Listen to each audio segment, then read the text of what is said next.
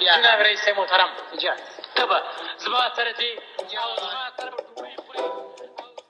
ستاسې پام و چې افغان ممثل حاجي کامران څو تعارفي کلمې وکارولې یو ځل بیا یې واورئ. جناب رئیس محترم تبه زما سره دې یو رسمي لقب او ورسره 3 تعارفي جناب رئیس صاحب محترم او د تاریخ په پاڼو کې القاب.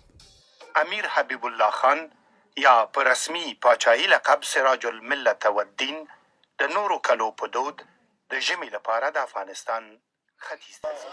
الله سفر دی بې خطره سراج الملت والدین. څومره چې رسمي تشریفات پیړۍ وړاندې د نن پرتله ډېر ول، هغومره په ټولنه کې هم تعارفي عبارتونه او کلمې په ټولې نړۍ کې ډېرې کارېدې. نن سبا لویدیځوال څومره چې کولی شي له کارولو یې ډډه کوي، خو په آسیا کې پراته د افغانستان په شان ځینو هیوادونو کې اوس هم د تعارفي کلمو او قدر ورکوونکو لقبونو کارولو ته اړتیا احساسیږي، ځکه نه کارول او یا د دود خلاف کارول یې ښه نه ایسي، که څه هم ځینې وخت پرلپسې وي او اضافي ښکاري. محترم کاکړ صاحب لکه څنګه چې مې د لوی او بخښونکي خدای په نامه ستانمزی صاحب تاسې ته او معزز مصباح صاحب ته همداسې د شمشاد ټلویزیون درنو لیدونکو ته سلام او درناوی. په افغان ټولنه او شخصي اړیکو کې بیا تر رسمي القابو ډېر په ورځني ژوند کې له ادب او تعارف سره تړلې کلمې لکه جان، خان، ګل، صاحب او داسې نور ډېره ونډه لري. مثلا له کشرانو تمه کېږي مشرانو ته یوازې په نوم خطاب ونه کړي، یا صاحب یا خان یا محترم یا حاجي له نوم سره اضافه کړي، که څه هم مشران د کشرانو پر وړاندې دومره اړ نه دي چې له شفقته ډکې کلمې لکه ګران، جان او ګل وکاروي. د جان، ګرانه یا د زړه سره یا زما ژونده یا زما هر څه، دا بیا د مینې، علاقې، عاطفي تړاو یا وابستګۍ او د دوستۍ نښې دي. ارواپوه او په کابل کې د پوهنتون استاد ډاکټر شرف الدین عظیمي پر هغو څو لاملونو غږیږي چې انسان یې تر اغېز لاندې غواړي القاب وکاروي. د صاحب، جلالت مآب، ښاغلی، ملک صاحب، حاجي صاحب، دا عنوانونه د انسان څو نښې ښیي. اول دا چې کیدای شي په واقعي معنا هغه کس ته درناوی ولري، لکه خلک چې ګاندي ته درناوی لري او دا د زړه له تله لري، یا پاچا خان ته لري، یا مثلا منظور پښتون ته لري، یا مثلا نورو خلکو ته لري. دا واقعي درناوي دي او لري. حتی کېدای شي هغو خلکو ته هم وکړي چې هغوی په تاریخ کې د انسان وینې تویې کړي یا تا ظالم واقع شوي. دویم اړخ ډار ده. ځینې ډار لري، ویره لري، یعنی له ویرې یو چا ته درناوی کوي او یا له ویرې یو چا سره اخلاص ښیي چې د بل چا له ډار نه په امن کیږي.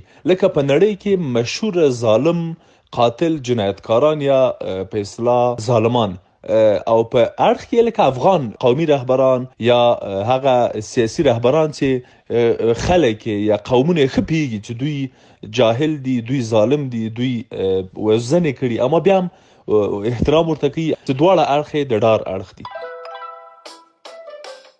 که د مینې له مخې وي یا ډار، لقبونه او تعارفي کلمې د ژوند په کلونو او بېلابېلو پړاوونو، موقفونو او حالاتو کې له نورو سره د پیژنګلوۍ بهیر کې مشخصې کیږي.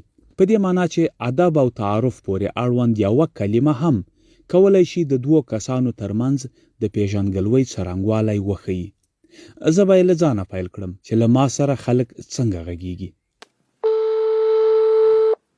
السلام علیکم څرګند صاحب، جوړ بخیر، خیرات یې ټټې کرے بیداره؟ استاد جان سلام. سلام پاینده جان، سهار د جوړ بخیر ښیې؟ بله پاینده، جوړ بخیر. څنګه یې لاله جوړې قراري ده؟ چېرته یې؟ اورې پاینده. سلامونه څرګند صاحب.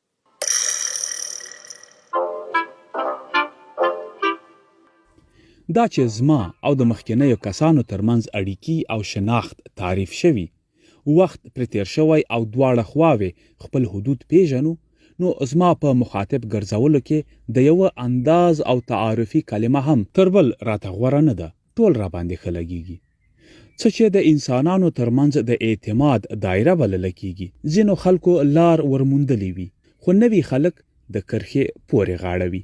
ډاکټر عظیمی په اړیکو کې په دقت د کلمو غوراوی خورا مهم بولي.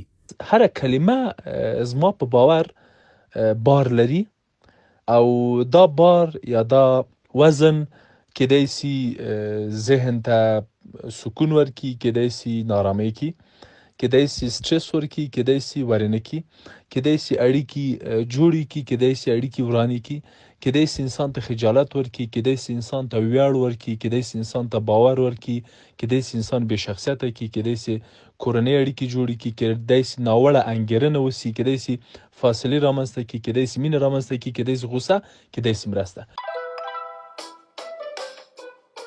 په لویدیځ کې آسیایي هیوادونه له کلتوري پلوه غني او له سنګینیو خبرو څخه ډکه بولي چې وایي تعارف او نزاکتونه دي چې پکې ډېرې خبرې روښانوي. خو د لویدیځوالو ټولنو کې بیا تعارفي کلمې او القاب ډېری مهال د اړیکو پر څرنګوالي د پام وړ اغیز نشي کولای، ځکه اړیکې وارلمخه اسانه تعریف شوي دي. ګڼو لویدیځو هیوادونو کې په عمر ډېر مشران او په ټولنیز موقف ډېر لوړپوړي کسان په لومړي نوم یادېږي. نه تخلص، نه هم صاحب او ښاغلی او نه هم میرمن او اغلې. هغه چې د دې کار پلویان دي تر ټولو لوی لامل یې د مساوات پلوي ټولنې رامنځته کول بولي چې طبقاتي توپیرونه له نوم او لقبه ښکاره نشي. نیک محمد آریان په برتانیا کې په محکمو کې او د پولیسو او مدافع وکیلانو په مرکو کې په ګڼو ژبو ژباړه کوي. دته د انګلیسي ټولنې لوړو او ټیټو کچو کې د تعارف بڼه معلومیږي. په غربي ټولنه کې دا موضوع حل ده. یو کس بل کس ته پرته له ضرورته محترم، صاحب، حاجی صاحب، خان، جان او داسې نورو غیر ضروري القابو یا پسوندونو سره خطاب نه کوي. یوازې په ډیرو رسمي ځایونو کې لکه محاکمو کې، د شاهي کورنۍ غړو سره په خبرو کې او ډیپلوماتانو ترمنځ دا رسمیات شته چې یو چاته سر، یور هانر، یور اکسلنسي او داسې نورو القابو سره خبرې کیږي. په غرب کې که یو څوک قطب الدین نومیږي نو هغه ته څوک حاجی صاحب قطب الدین خان یا انجینر صاحب قطب الدین خان نه وایي، هغه قطب الدین دی. زه دا نه وایم چې دا نومونو او صفتونو څخه باید کار وانه اخیستل شي. موږ کولی سو له دې نه کار واخلو، خو دا باید په ځای وي. د نیک محمد خان خبره د محترمه وي، خو ولې انسانانو ته یو ټکی دومره مهم کیږي؟ په افغانستان کې په وروستیو کې او تر ټولو په لوړه کچه چې د لقب پر کارولو ټولنه کې باس رامنځته شو، د 2014 کال تر ولسمشریزو ټاکنو وروسته د ملي یووالي حکومت پر مهال و چې اجرایه ریاست رسما فرمان ورکړ چې ډاکټر عبدالله ته د جلالت مآب لقب وکارول شي. خو په هغه غونډو کې چې په ارګ دایره دی ښاغلی عبدالله ته محترم او ولسمشر محمد اشرف غنی ته جلالت مآب کارېده. علم په دې اړه څه وایي؟ ولې د انسانانو خوښیږي چې په ښو القابو یاد شي او یا دا چې نور یاد کړي؟ ډاکټر عظیمی په ارواپوهنه کې یو مشهور ارواپوه ابراهام مازلو وایي چې انسان 5 اړتیاوې لري. لومړنۍ اړتیا یې فزیکي اړتیا ده چې په فزیکي اړتیا کې موږ خوب، خواړه، جنسي اړتیاوې، روغتیا او د ورته نور مسایل دي. دویمه اړتیا دی وایي چې هغه د امنیت اړتیا ده یا سیفټي ده، چې بدني امنیت ده او په ټوله کې د ځان امنیت ده. ابراهام مازلو وایي چې دریمه اړتیا د خلکو په جمع کې یا په ټولنه کې د ټولنیز شخصیت یا د ټولنیز مننه دی دې ته اړتیا لري چې ټولنه څومره مني، ټولنه دته څومره ارزښت ورکوي، څومره اهمیت ورکوي، څومره ورته دروند او منلی ده، څومره خلک د سره دوستی کوي، څومره خلک دته علاقه ښیي، څوک دته بابا جان وایي، څوک دته حاجي صاحب وایي، څوک دته په اصطلاح مشر وایي، څوک دته په اصطلاح ابا وایي، څوک دته. دا د انسان اړتیا ده. نوم اخیستل، یا صمیمانه نومونه یادول دا د انسان اړتیا ده او د دغه ضرورتونو په اساس انسانان د یو بل ضرورتونه درک کوي او بالاخره په همغه ډول چلند ورسره کوي. څلورمه اړتیا د مازلو په باور د پر نفس اعتماد مسله یا سلف استیم یا سلف کانفیډنس ده چې دلته پر نفس اعتماد، پر نفس باور او بریا متقابل درناوی راځي. درناوی د انسان اړتیا ده. کله چې انسان ته درناوی کیږي، په صمیمانه القابو یادیږي، محترم شمیرل کیږي یا ګڼل کیږي، دا انسان ته خوند ورکوي او یو اړتیا ده. او وروستی اړتیا د معنویت مسله ده. یو د هغې ټولګې کسان چې تل له تعارفي کلمو او القابو سره کار تړلی دی، په خپله زه او زما هم مسلکه خبریالان دي چې هره ورځ خبرې او مرکې کوو. دا له بیلابیلو خلکو سره وي، چارواکي، ټولواکي، بیواکي، ښځو، سړیو، خاکساره او مغرورو سره. جالبه به وي چې پوه شئ موږ ته له هر چا سره د خبرو پر مهال د مناسب لقب غوره کول او کارول څومره ګران دی. د افغانستان ملي رادیو تلویزیون نطاقه موسکا سنگر نیازی هغې ستونزې ته اشاره کوي چې یو چارواکی کله دندې ګوښه شوی هم وي، بیا هم خلک ورته د پخوانۍ وظیفې لقب کاروي. د القابو استفاده کول یا استعمالول خلکو ته ښه کار دی ځکه دوی ته احترام ورکول دي، خو په دې شرط چې دوی په دغه حالت کې وي. زه د یوې خبریالې یا د یوې ویاندې په صفت کله چې په خپرونې کې یم او له مختلف اشخاص سره په خپرونې کې مخ کېږم، که وزیران دي، سفیران دي، معینان دي، رئیسان دي، نو که چیرته ما سره کوم وزیر صاحب چې برحاله وزیر وي په خپرونې کې میلمه وي، نو دوی ته زه وزیر صاحب وایم ځکه چې دوی برحاله وزیر دي. که چیرته ما سره په خپرونې کې مثلا مسعود اندرابي وزیر تیر شوی خو اوس نه دی وزیر او اوس یو بل وزیر راغلی کورنۍ چارو وزارت ته، نو ما سره مسعود اندرابي په خپرونې کې میلمه وي، نو زه به مسعود اندرابي داسې معرفي کوم. ما سره په خپرونې کې د کورنۍ چارو پخوانی وزیر مسعود اندرابي میلمه دی او د خپرونې په جریان کې زه دوی ته وزیر صاحب نسم ویلی ځکه چې که زه دته وزیر صاحب ووایم دا خو اوس وزیر نه دی، بل وزیر شته ده په دغه پوسټ کې، نو زه خلک کنفیوز کوم یا خلک غلطوم چې آیا دا بیا وزیر سوی که نه. نو زه به دوی سره یا به د په تخلص مخ ته ځم او یا که اوسنۍ کومه دنده لري په دې لقب به ورسره مخ ته ځم.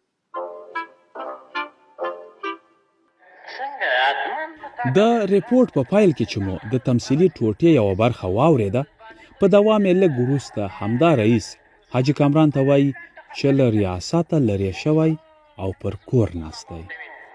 تو که خدا وراستی په مکتب کې انسان دا شی نه وي، په مکتب کې یم کړي په یادې تخته پاک چې دې غلا کړی وي.